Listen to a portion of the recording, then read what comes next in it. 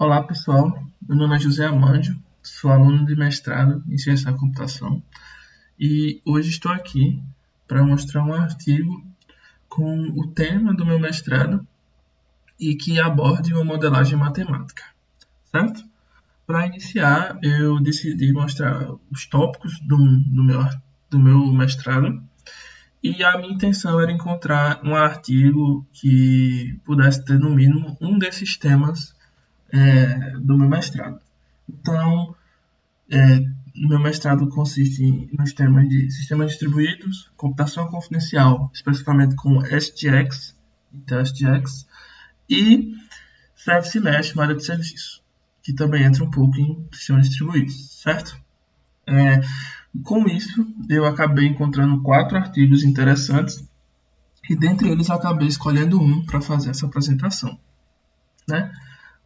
Um primeiro artigo que eu encontrei foi o New Mathematical Model to Analyze Security of Sharding-Based Blockchain Protocols, que é puxado muito para a parte de blockchain, então entra na parte de sistemas distribuídos, e ele mostra o modelo matemático, além de analisar um pouco a segurança, entrando um pouquinho numa área mais abrangente de computação confidencial, que é a segurança, né? Então, ele é bem interessante. Foi de uma conferência da I3E, então tem uma conferência também muito boa, então ele se entrava como um artigo que podia ser feito aqui, né? O segundo artigo foi o impacto do etcd, deployment do etcd no Kubernetes, Istio e na performance de aplicações. Esse artigo aqui entraria na parte de sistemas distribuídos e malha de serviço, onde temos o próprio Kubernetes e o Istio como malha de serviço para o impacto desse deployment. E ele acaba que também tem uma modelagem matemática, porém eu não achei uma conferência tão importante essa Journal of Software. Então eu preferi pegar conferências como IBM e 3E, porque era mais seguro, certo? Então, como um terceiro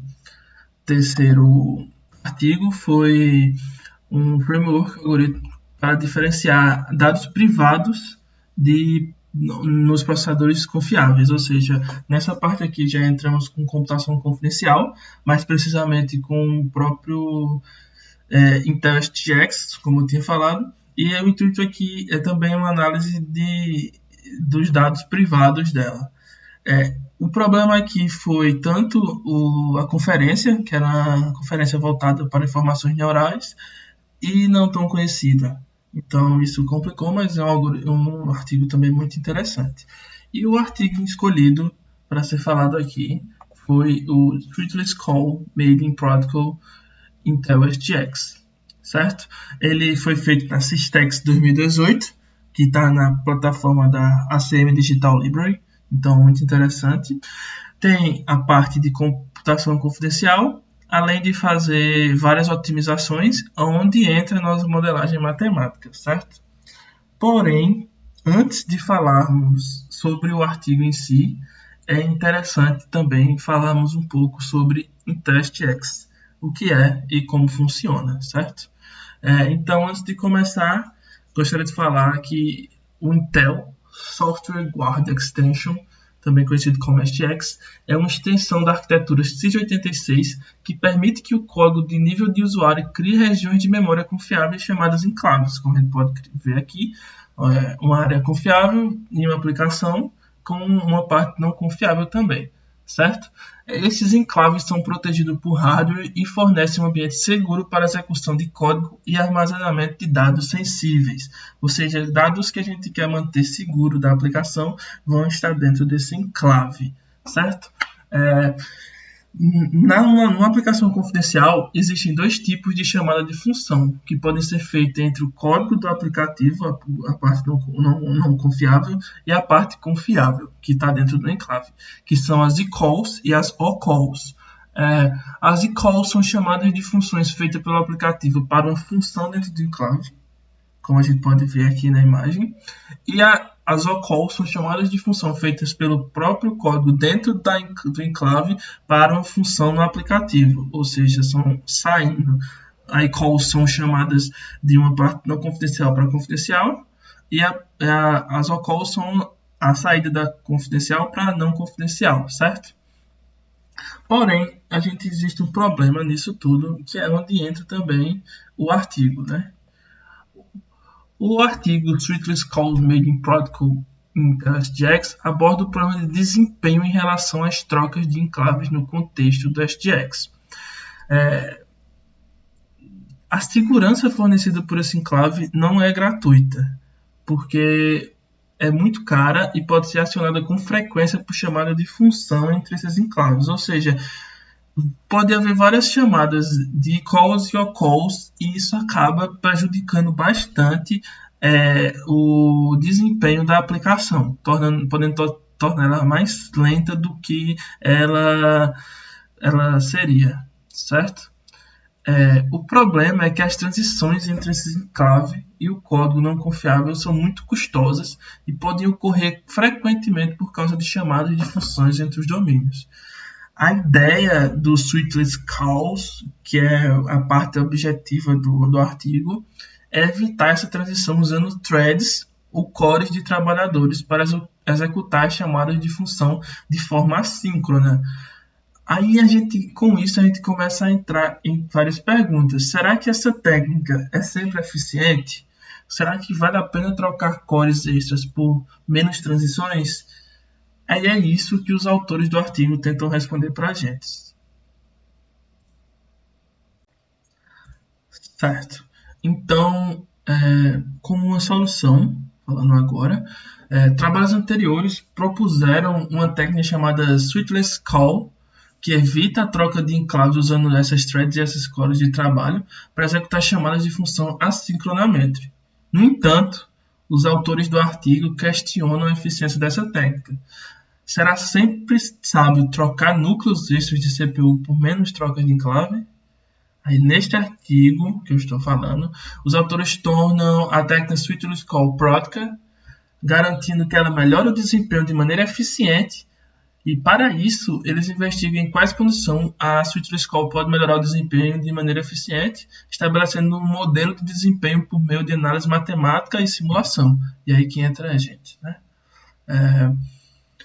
Para isso, eles criam um modelo de desempenho baseado em análise matemática de simulação, que leva em conta vários fatores como o número de trabalhadores, o tamanho da fila de chamada, a taxa de chegada e o tempo de serviço das chamadas. O modelo permite estimar o tempo médio de resposta das chamadas e o tempo médio de espera na fila, tanto para o caso da Treatless Call quanto para o caso tradicional. Além disso, o modelo permite calcular a eficiência dos trabalhadores, que é definida como a razão entre o tempo útil e o tempo gasto pelos trabalhadores. Com base no modelo, os autores derivam algumas condições para que a Treatless Call seja eficiente, ou seja, para que ela reduza o tempo médio de resposta das chamadas sem desperdiçar recurso.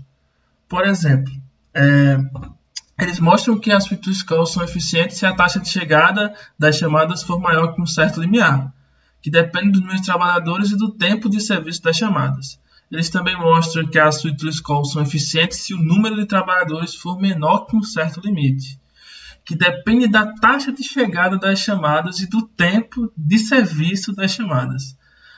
Aí, a partir dessas condições, os autores propõem o algoritmo de escalonamento baseado na eficiência, que ele vai acabar ajustando automaticamente o número de trabalhadores de acordo com a carga de trabalho, e o algoritmo vai monitorar a taxa de chegada das chamadas e a eficiência desses trabalhadores e aumentar ou diminuir o número de trabalhadores conforme necessário.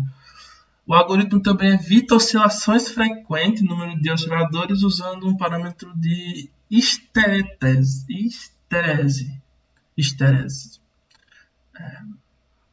Certo? Os autores implementaram a Treatless Call como um resumo oficial do recurso oficial do Intel SGX e avaliam seu desempenho em vários benchmarks. O resultado mostra que a Treatless Call pode reduzir significativamente o tempo médio de resposta de chamadas até em 94%, com uma melhoria média de mais ou menos de 50%. Além disso, os resultados mostram que o algoritmo de escalonamento, baseado na eficiência, pode ajustar adequadamente o número de trabalhadores e manter a alta eficiência do mesmo. Em resumo, em toda toda solução, o artigo apresenta uma técnica prática de melhorar o desempenho das aplicações, usando o teste ético que eu falei lá no começo, usando essa switchless calls, que é a utilização dos cores da CPU para semanas assíncronas, e além disso adiciona um algoritmo de escalonamento baseado nessa eficiência. O artigo também fornece um modelo matemático que vamos falar daqui a pouco, para analisar essas condições de eficiência e orientar o seu uso, né? Certo. Vamos para a análise. Para entender a característica de desempenho das switchless calls, vamos estabelecer um modelo de desempenho para os switchless calls em uma aplicação STX idealizada da seguinte forma, tá certo? Considere uma aplicação STX, ou seja, confidencial, que ela seja multithread, ou seja, vai usar vários cores, que chama repetidamente a um on-call e um on-call específico, ou seja, vai sempre manter ela ocupada lá.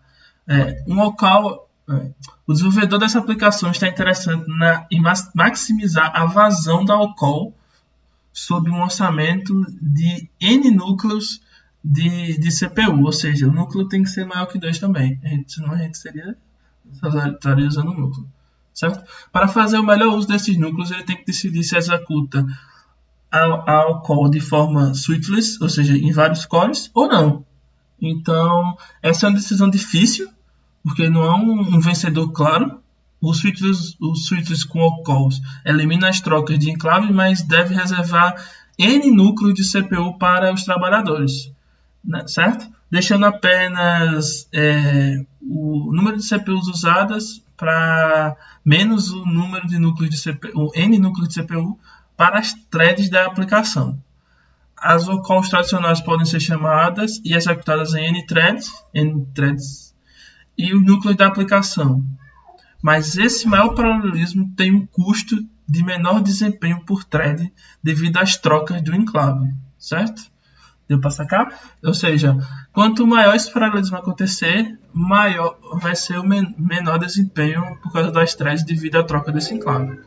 O nosso trabalho aqui é ajudar, o trabalho no caso do artigo, é ajudar o desenvolvedor a tomar a decisão certa, descobrindo em quais condições essas switchless calls podem superar as calls tradicionais, certo? Para simplificar nossa análise, foram feitas as seguintes suposições sem perda da generalidade. Primeiro, assumimos que a implementação das switchless calls adota uma abordagem de buzzweight. Na abordagem de buzzweight, após enviar uma requisição de switchless call, a thread chamadora deve esperar por uma resposta em um loop ocupado, certo? E uma outra abordagem é o sleep wake up, certo? Mas devido à falta de espaço, a gente vai se concentrar apenas na buzzweight. Nessa análise de desempenho, pode-se aplicar as duas abordagens e tirar conclusões semelhantes, certo? E em segundo caso, a gente negligenciou a sobrecarga de tempo de execução incorrida pelo mecanismo de switchless call. Por exemplo, empurrando requisições para uma filha compartilhada, sacou? Certo. E em terceiro, a gente assume uma escalabilidade linear. O desempenho de uma única thread não é afetado por outras threads. Massa? Uma parte importante do artigo é a explicação do método matemático. Então, vamos para ele, né? O custo de uma chamada tradicional entre enclaves consiste em 3 componentes. O tempo gasto dentro do enclave, denotado por TT. O tempo gasto fora do enclave, denotado por TU. E o tempo para fazer uma transição de enclave, denotado por TS. Todos os valores de TT, TU e TS são em segundos. Dados esses valores, a vazão das chamadas tradicionais do STX é essa daqui. N dividido por TT mais TS mais TU, certo? Assumindo que N é o número de threads da aplicação, o custo de uma chamada switchless entre enclaves só consiste em TT e TU. Assim, a vazão das chamadas switchless entre enclave é exatamente este aqui, certo? Assumindo que N é par para N sobre 2, threads de trabalho são mapeadas em 1 para 1 para N sobre 2 threads da aplicação. Ou seja, cada thread de trabalho serve uma thread de aplicação única.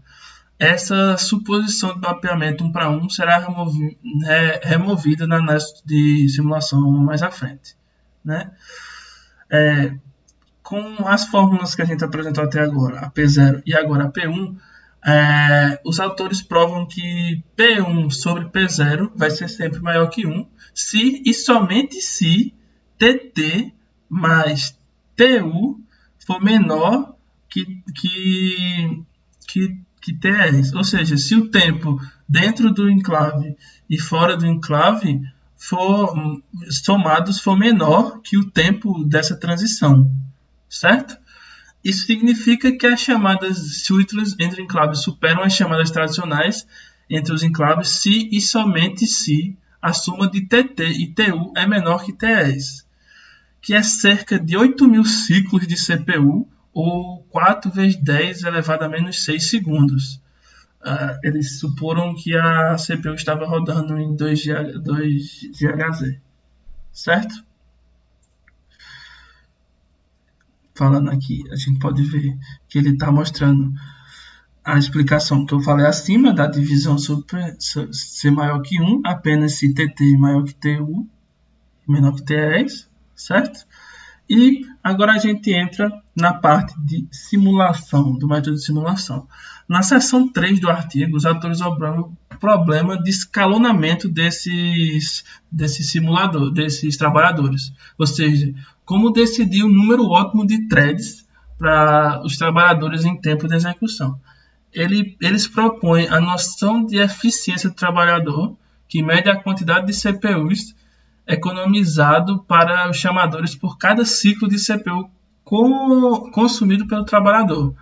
Ele também estabelece um modelo de desempenho matemático e por simulação para analisar as condições em que a switchless call pode melhorar o desempenho de forma eficiente. Eles formulam o problema de escalonamento como um problema de otimização e apresentam um algoritmo baseado na eficiência dos trabalhadores que podem usar e ajustar automaticamente os trabalhadores em resposta a mudanças de carga de trabalho, certo? E aqui são as performances feitas por ele. A gente pode ver que o gráfico acaba falando que sim, as switchless call podem dar uma melhorada na performance se as eCalls e OCalls, as funções de eCalls como eCalls forem chamadas de forma curta e chamadas frequentemente, isso acontece com o resultado da performance, como a gente pode ver. E é isso que a performance de método mostra, e a gente pode ver aqui essa melhora. Ficou meio ruim porque foram as margens tiradas do artigo, certo? A parte 3 do artigo, acho que é a seção 3.2, estabelece a relação matemática entre a eficiência dos trabalhadores. Então, agora a gente vai falar de eficiência dos trabalhadores, worker efficiency, e o ganho de desempenho no throughput. Os trabalhadores são as threads ou processamentos que executam as switchless calls. Se você não ficou sem entender até o momento o que seriam os trabalhadores, é isso que são. E o throughput é a taxa de processamento das chamadas de função, certo? A eficiência desses trabalhadores é definida como a fração do tempo que eles estão ocupados executando a switchless call, certo? O cenário típico da switchless call é o seguinte: a gente tem M threads chamadoras, temos N threads trabalhadoras, ou seja, M tem que ser sempre maior que N, maior ou igual, no caso, e cada thread ocupa um núcleo de CPU único. A thread chamadora faz repetidamente várias features calls, que gasta TC do tempo no lado das chamadoras e TW do tempo no lado de trabalhadoras. Como informado, a gente pode ver começando a se formar o algoritmo do P0. Certo? Para simplificar a análise matemática, os autores assumem que N das M threads chamadores enviam requisições switches uma a uma para N threads trabalhadoras. E as restantes M-N threads chamadoras usam as chamadas tradicionais de eCall e OCalls. Certo? Usando uma análise matemática similar que a gente fez na parte anterior, os autores provam que o throughput das eCalls barra OCalls com os M chamadores são esse P0, que é M dividido por TC mais TW mais TEs, certo? Onde TEs é o tempo gasto na troca do contexto, como a gente tinha visto também no tema passado. E o throughput da switch calls com as N chamadoras e N trabalhadoras entra agora com M-N, que é a diferença, dividido por TC mais TW mais TEs, mais agora adicionando os N trabalhadores, que é dividido por TC menos mais TW, ou seja, não tem aqui a parte da transição, certo? Assim, o ganho de desempenho do throughput, no final das contas, é a união tanto do P0 quanto do P1, ficando 1 mais N dividido por M vezes TEs dividido por TC mais TW, certo? E de acordo com a definição de eficiência dos trabalhadores, que é o TE, que é esse aqui, que é o TEs dividido por TC mais TW, é equivalente a eficiência de um trabalhador, as eficiências de um trabalhador. Ou seja, a gente agora tem isso aqui. Logo, a gente tem que P1 dividido por P0 é igual a 1 mais N sobre M e o algoritmo que pegamos logo aqui. Certo? Show. Portanto, concluímos que o Ezinho tem uma relação linear positiva com o ganho de desempenho do throughput. E a partir dessa análise, podemos ver que a eficiência dos trabalhadores não só reflete o trade-off entre o núcleo de CPU extras e as trocas de contexto reduzida, mas também serve como um bom indicador para o ganho de desempenho geral. Né?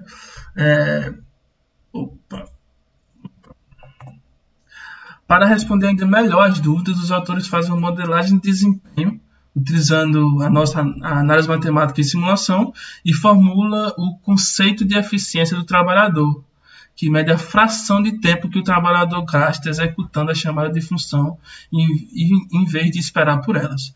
Com base nessa eficiência do trabalhador, eles projetam um algoritmo de escalonamento que visa maximizar o número de threads de trabalho sobre a restrição de um limite superior no número de threads e um limite inferior na eficiência média do trabalhador. Assim, eles também maximizam o ganho de desempenho. Né? E o algoritmo de desempenho, de escalonamento, tem as seguintes características. Ele é self-adaptative, ou seja, autoadaptativo. O algoritmo de escalonamento é executado periodicamente para determinar o número ótimo de threads de trabalho em que qualquer ponto no tempo pode ocorrer. Assim, ele pode ajustar o número de threads de trabalho em resposta à carga de trabalho variável no momento, certo? Além disso, temos que ele é bem configurável pelo usuário. O algoritmo de escalamento tem vários parâmetros que são configuráveis pelo usuário. O mais importante é o Ezinho que ele adiciona, o Ezinho mínimo, ou seja, ele adiciona um piso no Ezinho, do cálculo que a gente viu aqui, e a eficiência média mínima dos trabalhadores em execução. Isso permite que o usuário faça um trade-off explícito entre o desempenho e a conservação de energia, né? Certo? Além disso, ele tem a sobrecarga desprezível. O algoritmo de escalonamento em si é bastante simples. Ele pode ser escrito em 14 linhas de pseudocódigos, como eles disseram no artigo, e ele só requer coletar algumas estatísticas básicas em tempo de execução, gerando praticamente nenhuma sobrecarga, ou seja, muito leve para a gente executar, certo? O algoritmo de escalonamento baseado em eficiência é agnóstico à implementação específica da Citrus Cause, requerendo apenas uma suposição mínima em relação ao gerenciamento das threads de trabalho. Eles assumem um pool fixo para as threads de trabalho, então o escalonamento não cria ou destrói threads, certo? Ele ajusta o número de threads em execução, colocando umas para dormir e outras para acordar, como entrando em algum esquema do que a gente tinha falado anteriormente, certo? Como o número de threads em execução pode ser definido como zero, eles explicitamente assumem que as Citrus Calls podem recorrer a chamadas tradicionais de eCalls e OCalls se necessário. Ou seja, se a chamada for acabar caindo para zero, ele pode utilizar as chamadas tradicionais sem utilizar o esquema de Citrus Call, certo? Agora a gente pode falar um pouco da seção de da quarta seção, se não me engano, do artigo, que ele descreve a implementação técnica do Citrus Call com o IntelliJ, certo? A ideia daqui é que a implementação tenha as seguintes características também, que ela seja simples de usar, ou seja, o usuário pode definir e chamar as calls e calls de forma switchless, que é todo o problema que a gente tem aqui, da mesma forma que conforme fazem as tradicionais, ou seja, a gente não quer mudar a forma com que o usuário vai codificar na hora essa mudança de função, certo? Apenas adicionando, aí nesse caso eles apenas iam adicionar uma nova palavra-chave, ou seja, só iam mudar o nome da função, alguma coisa assim, certo? E além disso, a gente quer ter robustez. Essa nova palavra-chave da Enclave Definition Language serve apenas como uma dica e o runtime decide se as eCalls e OCalls marcadas como switches serão executadas de forma switchless ou não, que foi exatamente o trade-off que a gente veio conversando até agora. Em outras palavras, as switchless call podem cair de volta para as tradicionais, né? Como a gente tinha visto, ou seja, todo o nosso cálculo que a gente viu ali foi para saber a validação, validar esse cálculo para apresentar no próprio algoritmo e saber quando vale ou não a pena fazer essa execução, certo? Além disso, a gente pode ter um gerenciamento personalizável dos trabalhadores. Um enclave com um switchless call habilitado deve inicializar usando uma nova API, certo? Que requer argumentos de entrada que definem o tamanho da pool das threads de trabalhadores e registra as funções de callback para ligar com o evento de trabalhadores, certo? Um modelo de desempenho apresentado considera 3 fatores principais que afetam a eficiência das chamadas switchless, que é a frequência das chamadas, o tempo de execução das funções e as definições dos trabalhadores. Usando esse modelo, a gente pode estimar um ganho ou perda de desempenho ao usar as chamadas switchless em diferentes cenários. Além disso, podemos determinar o número ótimo de trabalhadores para cada cenário, certo? Assim a gente acaba evitando de desperdiçar recurso ou causar alguma contenção com os novos códigos, certo?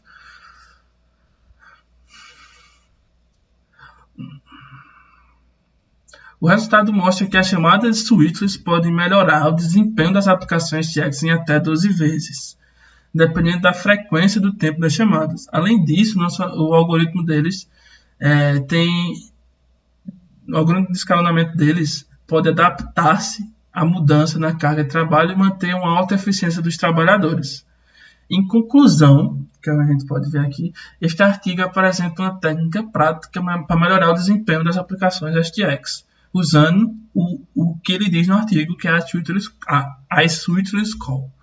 Nós demonstramos que essa técnica pode ser eficiente sob certas condições e fornecemos um modelo de desempenho para orientar os desenvolvedores na escolha do número adequado de trabalhadores. Ou seja, a gente, com o uso do modelagem matemática, a gente consegue indicar quando é o melhor momento para se usar switchless calls ou não, e a quantidade de uso para também não deixar ela muito sobrecarregada, né? A implementação deles é integrada com o IntelliJax, que entra no que eu estou trabalhando, e a gente foi avaliado com vários benchmarks que a gente pode ver aqui. Eles fizeram esses benchmarks e, além disso, tem outros no próprio artigo, certo? E os resultados confirmam que a praticidade das switchless calls e sugerem que elas podem ser uma ferramenta útil para utilizar no desempenho dessas aplicações, certo? E é isso, pessoal. Obrigado. Mais uma vez, meu nome é Amandio. Obrigado por estarem aqui e espero que tenham gostado e compreendido o tema e todo o processo do artigo switchless call, certo? Muito obrigado.